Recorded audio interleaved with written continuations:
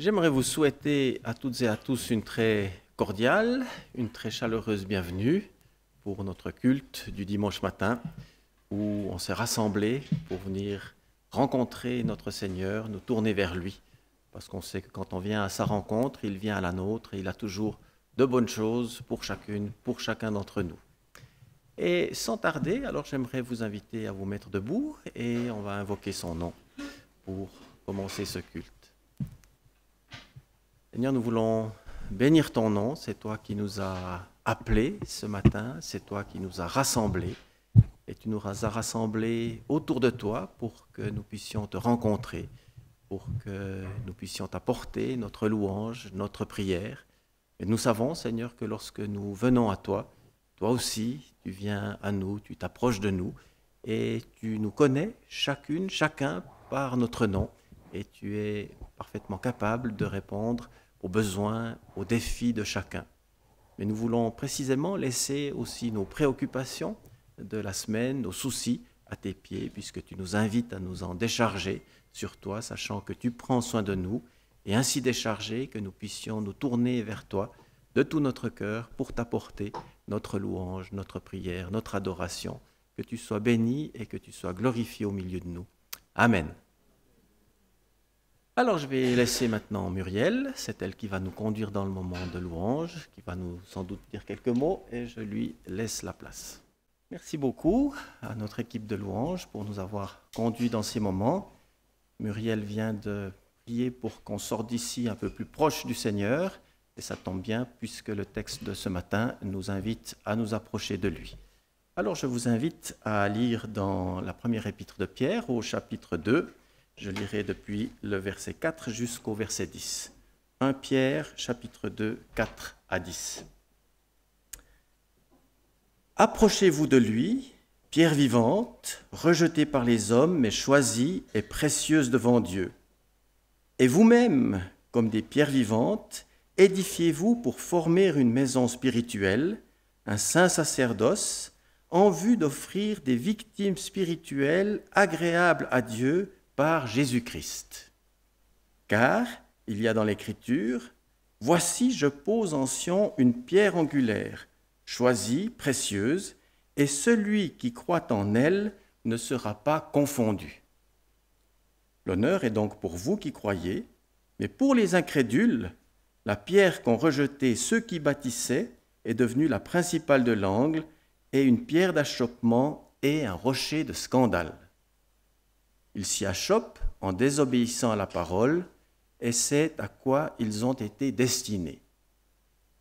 Vous, par contre, vous êtes une race élue, un sacerdoce royal, une nation sainte, un peuple racheté, afin d'annoncer les vertus de celui qui vous a appelé des ténèbres à son admirable lumière, vous qui autrefois n'étiez pas un peuple et qui maintenant êtes le peuple de Dieu, vous qui n'aviez pas obtenu miséricorde et qui maintenant avez obtenu miséricorde. Ce texte nous permet de rejoindre le thème qui nous a occupés ces derniers temps, tant durant notre week-end d'église que durant certains dimanches, c'est-à-dire le thème de l'Église. Et vous avez pu l'entendre, l'apôtre Pierre, auteur de ce texte, utilise toute une série d'expressions pour parler de l'Église. Il parle d'un peuple élu, d'une nation sainte, d'un sacerdoce royal, d'une race élue, d'un peuple racheté, d'un saint sacerdoce, ainsi que d'une maison spirituelle. Tout cela pour parler de l'Église. Et j'imagine que l'expression la plus facile d'accès pour les personnes qui ne sont pas initiées à ce langage est sans doute maison spirituelle. Cela ne signifie pas qu'il ne faille pas faire un petit effort pour savoir de quoi il s'agit, mais je pense que maison spirituelle est quand même plus facile à comprendre que sacerdoce royal ou saint sacerdoce. Et nous avons vu durant nos messages que cette maison spirituelle, en fait l'Église, est tout simplement l'assemblée de ceux qui croient que Jésus est le Messie, le Fils de Dieu. Et cette assemblée existe à l'échelle planétaire, mais concrètement, elle se rassemble en diverses communautés à l'échelle locale, ce qui est le cas parmi nous ce matin, par exemple. Alors c'est sans doute vrai que si aujourd'hui on dit au premier venu « Est-ce que tu sais que Jésus aujourd'hui construit son Église ?» puisque comme on l'a vu aussi, c'est Jésus qui construit son Église. Si on dit cela au premier venu, il risque de penser que Jésus est un ouvrier portugais qui construit une chapelle dans son jardin. Mais pour nous, nous savons que ce n'est pas de cela qu'il s'agit, et pour la Bible, évidemment aussi, puisque ce que nous savons, c'est que c'est le Seigneur, quand il est parlé de construire son Église, c'est le Seigneur qui ajoute chaque jour à l'Église ceux qui sont sauvés. Et nous avons eu l'occasion de le voir aussi, cette Église, cette maison spirituelle est bâtie sur un fondement, sur une pierre, Jésus-Christ étant lui-même cette pierre. Et notre texte de ce matin, vous avez pu l'entendre, nous invite à nous approcher de cette pierre. Et cette pierre, comme vous l'avez déjà compris, c'est Jésus lui-même. Et dans ce texte, cela apparaît absolument clairement. Et ici, il est dit à propos de cette pierre qu'elle est rejetée, qu'elle a été rejetée par les hommes, mais elle est choisie et elle est précieuse devant Dieu. Et puis, il s'agit d'une pierre angulaire, et même la pierre principale de l'angle. Et qu'on rejette cette pierre, ou qu'on s'y achoppe, elle ne bouge pas d'1 millimètre, et ce qui est construit dessus est appelé à durer. Mardi passé, quand je suis rentré chez moi, j'ai regardé, comme je le fais assez souvent d'ailleurs, le 19h30 sur la RTS. En général, je ne regarde pas à 19h30, je regarde un peu plus tard. Et il était aussi dans ce journal question de pierres. Dans un premier titre, il était parlé de ces pierres qui s'effondrent et dont on entend parler quelquefois maintenant. En effet, un éboulement venait d'avoir lieu dans le Val d'Aniviers. 30 mètres cubes, je crois, de roches se sont effondrées sur la route et ont coupé la route. Alors, ce n'est pas que ça devienne la norme en Suisse, mais en moins d'une semaine, un village dans les Grisons, Brienz, a dû être évacué à cause du risque d'effondrement de la montagne, d'éboulement, et puis une route a été coupée.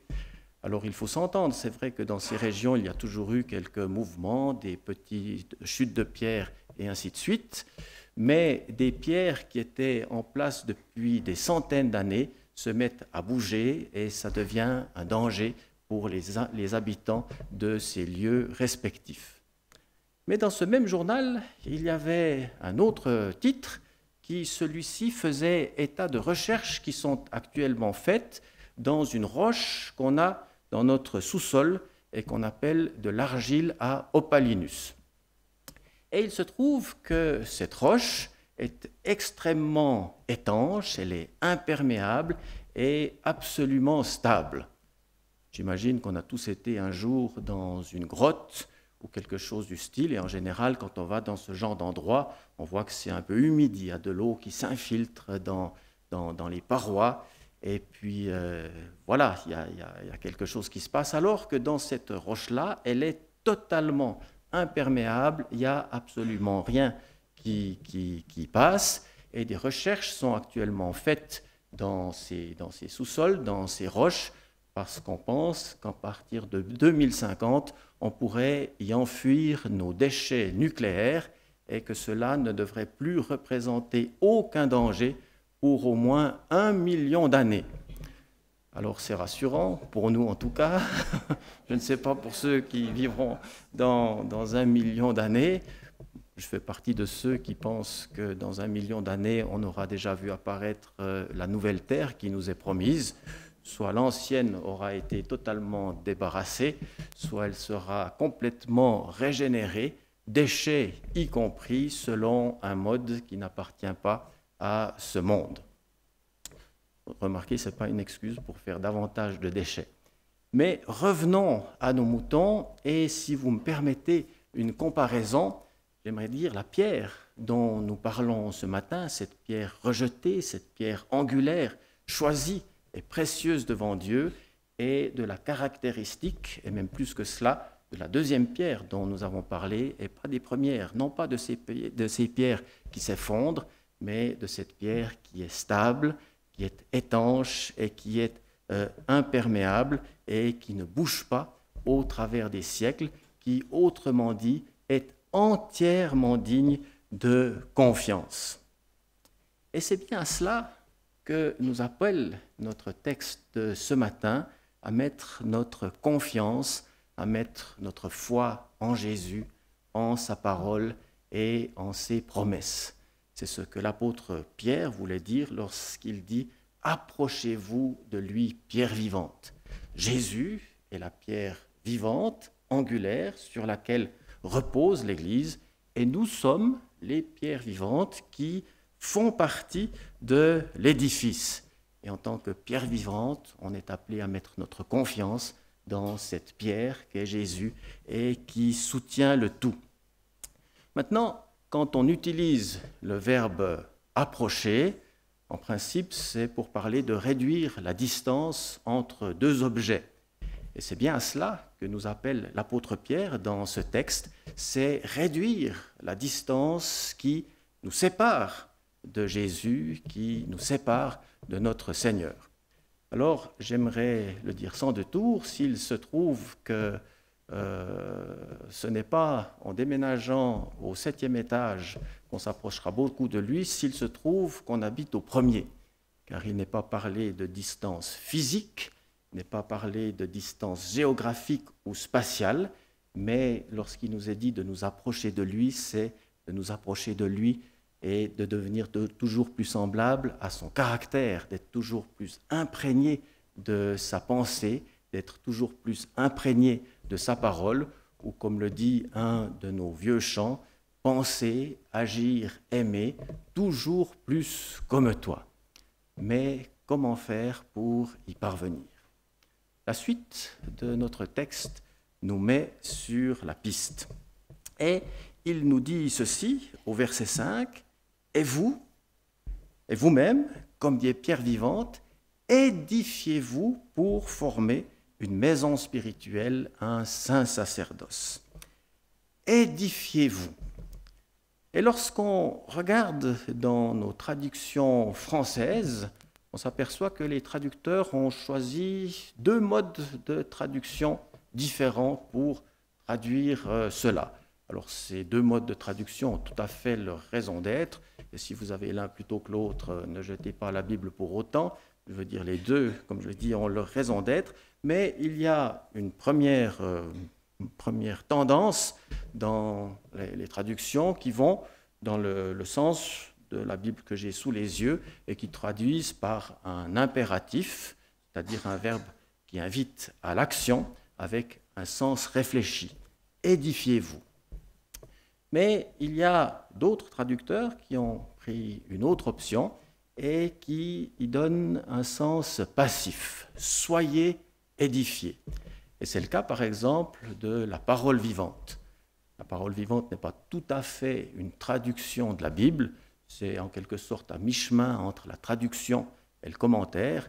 Si vous lisez un verset de la Bible et que vous n'y comprenez rien, en prenant la parole vivante, vous avez peut-être un peu plus de chance d'y comprendre quelque chose, mais cette parole vivante a rendu notre verset de la manière suivante, et il est dit, ça va apparaître d'ailleurs à l'écran, « En venant à lui, vous aussi, vous deviendrez des pierres vivantes, et vous entrerez dans la construction du temple spirituel. » Ici, il n'est pas question d'entreprendre quelque chose soi-même pour être édifié, il est question de venir à lui, et lorsqu'on vient à lui, on devient ces pierres vivantes, et puis on entre dans cette construction, dans cette habitation spirituelle. Et puis la Bible hostie a aussi choisi cette version et a traduit de la manière suivante. « Et vous-même, comme des pierres vivantes, laissez-vous bâtir en maison spirituelle. » Et j'aimerais dire ceci, il me semble que cette deuxième traduction, c'est-à-dire avec ce sens « soyez édifiés » ou « laissez-vous bâtir », est tout à fait cohérent et s'harmonise très bien avec l'idée que c'est Jésus qui construit l'Église. Alors certes, il est vrai que nous avons une part dans cette construction, mais nous ne pourrions jamais avoir cette part si on n'était pas auparavant construit par le Seigneur lui-même. Et dans ce sens, le Seigneur apparaît non seulement comme celui qui est la pierre angulaire et comme celui qui bâtit son Église, mais encore comme celui qui sculpte les pierres que nous sommes pour qu'on puisse trouver notre place dans cet édifice qu'est l'Église. Et si c'est lui qui tient le ciseau pour sculpter les pierres, alors il faut nous attendre à prendre de temps à autre un coup de ciseau pour enlever les aspérités qui sont encore un reste de notre vie ancienne et qui n'ont rien à faire dans cet édifice qu'est l'Église. Alors qu'on ne s'y trompe pas, souvent quand on parle de coups de ciseaux et de ce genre, on pense toujours grosses épreuves qui vont nous tomber dessus et qui vont permettre des transformations. Il est vrai que bien des transformations intérieures qu'on vit se produisent à cause d'épreuves qu'on rencontre, mais ce n'est pas toujours le cas. La plupart des transformations qu'on vit sont un peu comme les mises à jour sur un ordinateur, ça se produit sans même qu'on s'en aperçoive. Mais de plus en plus, on devient semblable au Seigneur parce que constamment, le Seigneur travaille et taille les pierres que nous sommes pour que nous soyons de plus en plus semblables à lui. Ceci, dans quel but? Alors, on rejoint ici ce qui était partagé durant le week-end d'église. On le rejoint partiellement pour les personnes qui étaient au week-end d'église ou si vous avez suivi les enseignements sur notre chaîne YouTube. Vous avez vu qu'on a parlé du ministère de l'Église et de ce ministère comme un ministère à 3 voies. On a appelé ça « up, in, out », c'est-à-dire vers le haut, vers l'intérieur et vers l'extérieur. Et notre texte nous permet surtout de parler de 2 de ces aspects. On pourrait toujours y voir un troisième, mais ce serait forcer un peu le texte et lui faire entrer dans le moule qu'on a envie de le faire entrer, ce qui n'est pas indiqué. Mais en tout cas, il y a 2 de ces éléments qu'on a partagés qui ressortent clairement. Tout d'abord, c'est vrai qu'on est bâti en maison spirituelle pour apporter des victimes spirituelles à Dieu le Père par Jésus-Christ. Et j'aimerais relever le fait que le mot spirituel ici, ajouté à victime, est extrêmement important. L'Église ayant dans son histoire fait des victimes au sens littéral et pas toujours spirituel. Mais ce qui est appelé, ce à quoi nous sommes appelés, c'est apporter des victimes spirituelles, c'est-à-dire tout ce qui se rapporte au culte envers Dieu, comme ce que nous vivons ce matin par exemple. Et puis, il y a aussi le out, c'est-à-dire vers l'extérieur. Au verset 9, on lit ceci: « Vous, par contre, vous êtes une race élue, un sacerdoce royal, une nation sainte, un peuple racheté, afin d'annoncer les vertus de celui qui vous a appelé des ténèbres à son admirable lumière. » Et annoncer les vertus de celui qui vous a appelé des ténèbres à son admirable lumière ne se rapporte à rien d'autre qu'au témoignage que l'Église est appelée à rendre au monde. Parce que c'est au travers de ce témoignage que Jésus construit son Église. Toute personne qui devient une de ces pierres a entendu au préalable parler de Jésus par un témoin de Jésus. Alors vous me direz, aujourd'hui on entend des personnes qui reçoivent des visions et puis qui se convertissent. C'est extraordinaire, on s'en réjouit beaucoup. Mais si ces personnes, au travers de visions qu'elles reçoivent, savent que ça parle de Jésus, c'est qu'auparavant ou juste après, elles ont entendu l'Évangile et entendu ce nom de Jésus. Et aujourd'hui, comme à l'époque du livre des Actes, c'est toujours par le témoignage de l'Église, des croyants, des disciples de Jésus, que le Seigneur ajoute à l'Église tous ceux qui viennent à la foi en lui. Et il faut rappeler, là, une des promesses qui est faite à cette Église, c'est que les portes du séjour des morts ne prévaudront pas contre elle. D'ailleurs, comment elle le pourrait quand on sait que celui qui construit l'Église, celui qui en est la pierre angulaire et qui taille les pierres, est celui qui vit au siècle des siècles, Jésus-Christ, le roi des rois, le Seigneur des seigneurs, qui est béni éternellement. Amen. Je vous invite à quelques instants de silence, et puis je prierai, ensuite on continuera en partageant la Sainte Seine. Seigneur, nous voulons bénir ton nom ce matin, parce que tu es en effet le Seigneur des seigneurs, le roi des rois, et celui qui vit éternellement, celui qui n'a ni commencement ni fin, mais par qui toutes choses ont été créées, celui qui est venu dans ce monde afin de racheter l'humanité de son péché, afin de créer un peuple nouveau, composé, de racheter. Et nous voulons, Seigneur, bénir ton nom, parce que si nous sommes là ce matin, ce n'est pas parce que nous avons eu, nous, l'idée de venir à toi, mais c'est parce que toi, tu as eu l'idée de venir à nous, et non seulement tu en as eu l'idée, mais tu es venu jusqu'à nous très concrètement. Et dans ces temps, nous voulons être reconnaissants pour cela, reconnaissants, Seigneur, sachant que l'Église, à travers les siècles, si elle est toujours là, c'est parce qu'elle a été bâtie sur un fondement qui est solide, et tu es ce fondement, parce qu'elle a été bâtie par un constructeur qui sait construire, et tu es ce constructeur, et parce qu'elle est faite de pierre que tu as taillée, et tu es toi-même ce sculpteur, ce tailleur de pierre, qui fait de nous ces pierres vivantes qui sont appelées, c'est vrai, à marcher avec toi et à te suivre. Et on veut se souvenir aussi que, de notre part, nous n'avons pas à faire l'économie ni de la conversion, ni de la repentance, ni de la sanctification, sans laquelle nul ne verra le Seigneur. Mais nous pouvons, Seigneur, nous attendre à toi pour que tu nous conduises dans toutes ces choses et que tu fasses de nous ces pierres vivantes qui sont bâties en maison spirituelle afin de t'offrir des sacrifices spirituels agréables à Dieu par Jésus-Christ. Amen. Alors, mais on va faire vite pour les annonces, on va faire vite. En disant je vais faire vite, je perds déjà du temps. Mais donc mardi, il y a cette rencontre qui s'appelle Être ensemble à 14h ici. Et c'est Stéphane et Ilana Meuvli qui donneront leur témoignage. Donc c'est bien, si vous pouvez être là à 14h, ça sera une bonne rencontre. Et puis dans le reste de la semaine, donc comme vous venez de l'entendre, le 27, il y a le cours croissance, donc c'est ouvert à tous, c'est à 20h ici.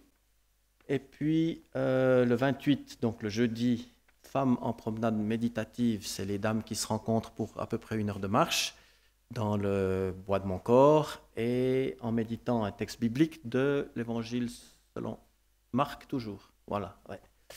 Et puis le jeudi, il y a la réunion de prière en ligne à 14h. Vendredi soir, la soirée feu, ça c'est pour les messieurs. Et si vous voulez y participer, vous pouvez vous adresser à moi. Sinon, vous recevez un SMS ou un WhatsApp avec toutes les informations. Dimanche prochain, il y a aussi les 2 cultes, comme c'est toujours le cas maintenant, 9h et 10h30. Je vous rends aussi attentif au fait qu'il y a sur la table derrière ces brochures qui concernent la semaine universelle de prière. Donc c'est la semaine qui est organisée par l'Alliance évangélique mondiale, qui aura lieu l'année prochaine, mais vous pouvez déjà prendre la brochure si vous le voulez, elle est à votre disposition. Alors j'ai une autre annonce, vous pouvez vous rasseoir, que je fais pour Monique. Je vous lance la vidéo.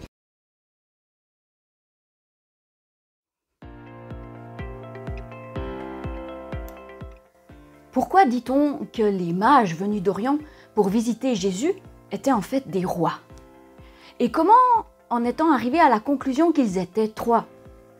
D'ailleurs, saviez-vous que l'église de Syrie, au VIe siècle, pensait qu'ils étaient 12? Comment? Vous ne saviez pas qu'il y avait des églises en Syrie au VIe siècle? Mais la Syrie était pleine d'églises à cette époque. Mais ça, c'est une histoire pour une autre fois. Retournons à nos moutons. Et parlons de moutons, pourquoi est-ce qu'on représente toujours la crèche avec un bœuf et un âne gris? Est-ce que c'est juste parce que c'est joli et que ça fait plaisir aux enfants?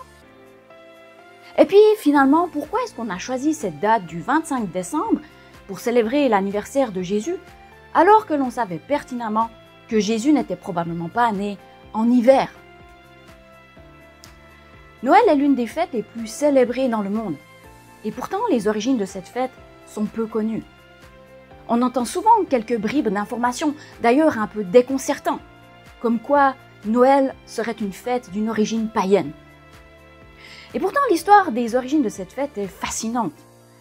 Et elle l'est, je pense, d'autant plus pour nous qui nous préparons à fêter à nouveau cette fête au XXIe siècle dans une société post-moderne, pluraliste et post-chrétienne. En ce temps de l'Avent, je vous invite à découvrir ensemble cette histoire.